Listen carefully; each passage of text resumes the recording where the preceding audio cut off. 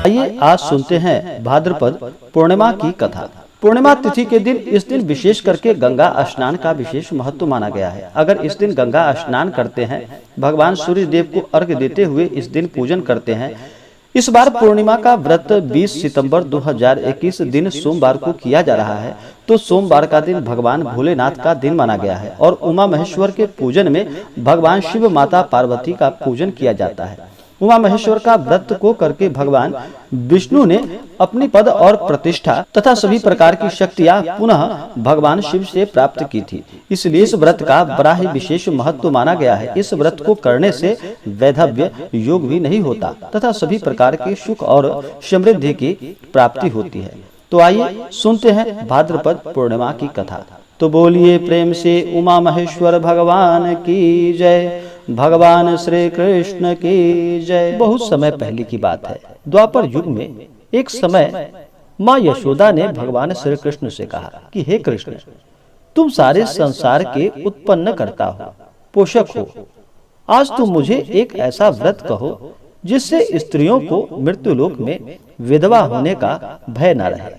यह व्रत मनुष्यों की सभी मनोकामनाओं को पूर्ण करने वाला हो। यह सुनकर भगवान श्री कृष्ण ने कहा कि हे माता, आपने मुझसे बड़ा ही सुंदर सवाल पूछा है। मैं आपको विस्तार पूर्वक बताता हूँ। सौभाग्य प्राप्ति के लिए स्त्रियां को 32 पूर्णमासियों का व्रत करना चाहिए। इस व्रत को करने से स्त्रियां को सौभाग्य, संपत्ति आदि की प्राप्ति होती है और संतान की रक्षा होती है। यह व्रत अचल सौभाग्य को देने वाला एवं भगवान शिव के प्रति मनुष्य मात्र की भक्ति को बढ़ाने वाला व्रत है। जब यशोदा जी कहती हैं कि हे कृष्ण, सर्वप्रथम इस व्रत को मृत्युलोक में किसने किया, इसके विषय में विस्तार पूर्वक मुझसे बताओ। तब श्री कृष्ण भगवान कहते हैं कि इस भूमंडल पर एक अत्यंत प्रसिद्ध राजा चंद्रहास्य से पालित अनेक प्रकार के रत्नों से परिपूर्ण कातिका नाम की एक सुंदर नगरी थी।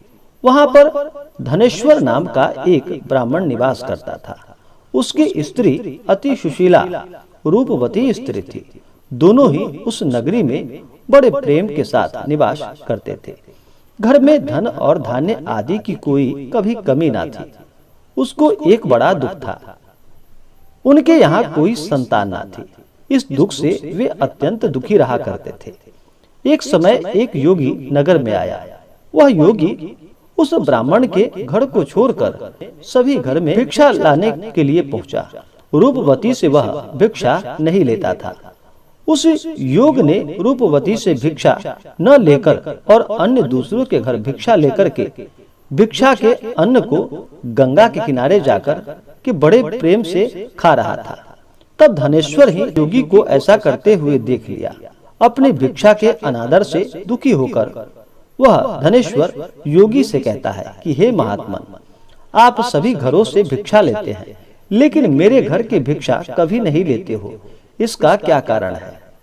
तब योगी ने कहा कि मैं निसंतान के घर की भिक्षा पतितों के अन्न के समान मानता हूँ, और जो पतितों का अन्न खाता है वह भी पतित यानी कि पापी हो जाता है।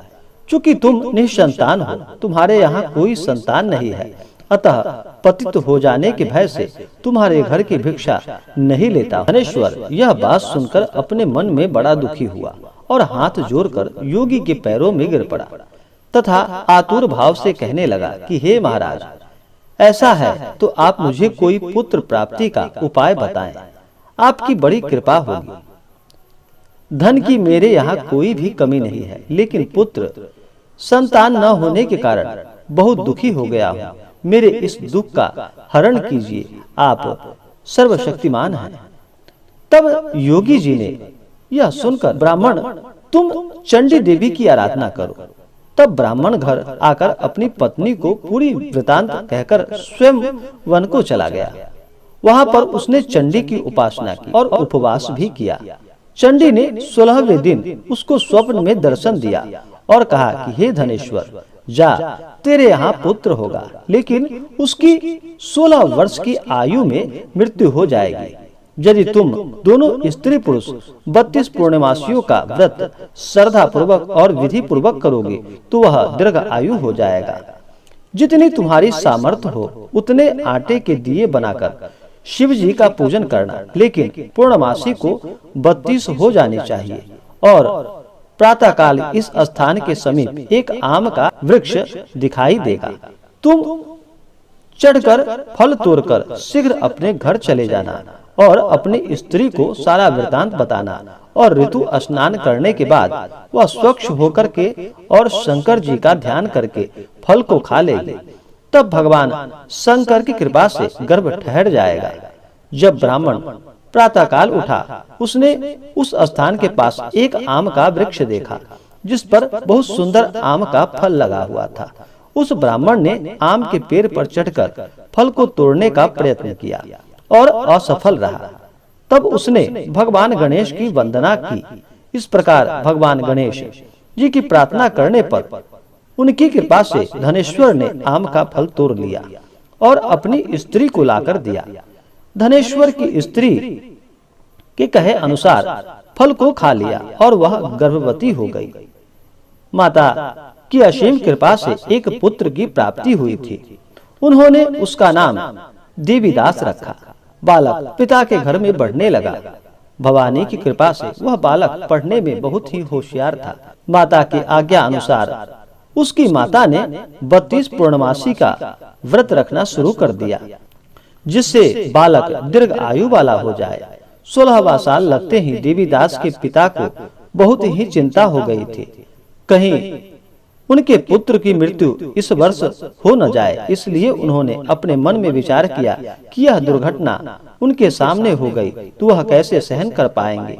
तो उन्होंने देवीदास के मामा को बुलवाया और उन्होंने कहा कि देवीदास 1 वर्ष के लिए काशी में जाकर विद्या का अध्ययन करे और उसको अकेला भी नहीं छोड़ना चाहिए, इसलिए साथ में तुम चले जाओ और 1 वर्ष के बाद इसको वापस लौटा कर ले आना। तब सारा प्रबंध करके उनके माता पिता ने देवीदास को एक घोड़े पर बैठाकर उसके मामा को उसके साथ भेज दिया। किंतु ये बात उसके मामा या किसी और को पता न थी। धनेश्वर ने अपनी पत्नी के साथ माता भगवती के सामने मंगल कामना एवं दीर्घ आयु के लिए भगवती की आराधना पूर्णमासी का व्रत करना आरंभ कर दिया। इस प्रकार उन्होंने 32 पूर्णमासियों का व्रत पूरा किया। एक दिन मामा और भांजा रात्रि बिताने के लिए एक गांव में ठहर गए। वहां पर एक ब्राह्मण की सुंदर लड़की का विवाह होने वाला था। जहां बारात रुकी थी वहां पर देवीदास और उनके मामा ठहरे थे। इसके बाद उस लड़की ने देवीदास और उससे ही विवाह करने के लिए कहती है, लेकिन देवीदास ने अपनी आयु के बारे में बताता है। लेकिन इस लड़की ने कहा कि जो गति आपकी होगी वही मेरी भी होगी। हे स्वामी, आप उठिए और भोजन कर लीजिए। इसके बाद देवीदास और उसकी पत्नी दोनों ने भोजन किया। सुबह देवीदास ने अपनी पत्नी को 3 नगों से जड़ी एक अंगूठी और रुमाल दिया। मेरा मरण और जीवन देखने के लिए एक पुष्प वाटिका बना लो। जब मेरा प्राण का अंत हो जाए तो ये फूल सूख जाएंगे। अगर यह हरे हो जाएं तो जान लेना कि मैं जीवित हूँ। भगवान कृष्ण कहते हैं, हे माता, देवीदास विद्या अध्ययन के लिए काशी चला गया। कुछ समय बीत जाने के बाद सर्प देवीदास के पास आता है। देवीदास को डसने का प्रयत्न करता है, लेकिन व्रत के प्रभाव से देवीदास को काट नहीं पाता, क्योंकि उसकी माता ने पहले ही 32 पूर्णमासी के व्रत को पूर्ण कर लिया था। इसके बाद काल स्वयं वहां आया और उसके शरीर से उसके प्राणों को निकालने का प्रयत्न करने लगा, जिससे वह मूर्छित होकर पृथ्वी पर गिर पड़ा। भगवान की कृपा से माता पार्वती के साथ शंकर जी वहां पर गए। माता पार्वती ने शंकर जी से कहा कि इसकी माता ने पहली 32 पूर्णमासी का व्रत किया है और आप इसके प्राणदान इसे प्रदान करें। इस प्रकार शिव जी उसको प्राणदान देते हैं और काल को पीछे हटना पड़ा। देवीदास स्वस्थ होकर पुनः बैठ गया। उधर उसकी स्त्री उसके आने की प्रतीक्षा किया करती थी। जब उसने देखा कि पुष्प वाटिका में पुष्प और पत्ते नहीं रहे तो उसको अत्यंत आश्चर्य हुआ। लेकिन जब वाटिका हरी भरी हो गई तो वह जान गई कि उसके पति को कुछ नहीं हुआ है। यह देख करके वह बहुत प्रसन्न मन से अपने पिता से कहने लगी कि पिताजी, मेरे पति जीवित हैं, आप उनको खोजो। 16वां साल बीत जाने पर देवीदास अपने मामा के साथ काशी से वापस चल दिया। उधर उनके ससुर ने घर से उसको खोजने के लिए निकलने ही वाले थे, लेकिन वे महाभांजा वहां आ गए। ससुर उनके अपने घर में ले गए और नगर निवासी वहां पर एकत्रित हो गए और उन्होंने निश्चय किया कि इस कन्या का विवाह इस बालक के साथ हुआ था। कन्या ने भी लड़के को पहचान लिया।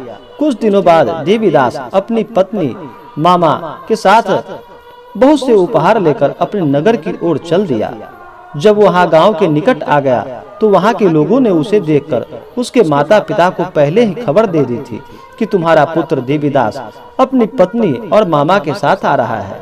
ऐसा सुनकर उनके माता पिता बहुत प्रसन्न हुए। पुत्र और पुत्र वधू की आने की खुशी में धनेश्वर ने बहुत बड़ा उत्सव मनाया। तब भगवान श्री कृष्ण जी कहते हैं, धनेश्वर 32 पूर्णमासी के प्रभाव से पुत्रवान हुआ। जो व्यक्ति या स्त्री इस व्रत को करते हैं वह जन्म जन्मांतर के पापों से छूटकर पुण्य प्राप्त कर लेते हैं। इसी प्रकार से जो भी भक्त सच्ची श्रद्धा के साथ भाद्रपद पूर्णिमा और पूर्णमासी का व्रत करते हैं उन्हें सभी प्रकार के सुख और समृद्धि की प्राप्ति होती है। तो बोलिए प्रेम से भगवान भोलेनाथ की जय, माता पार्वती की जय, भगवान श्री कृष्ण की जय।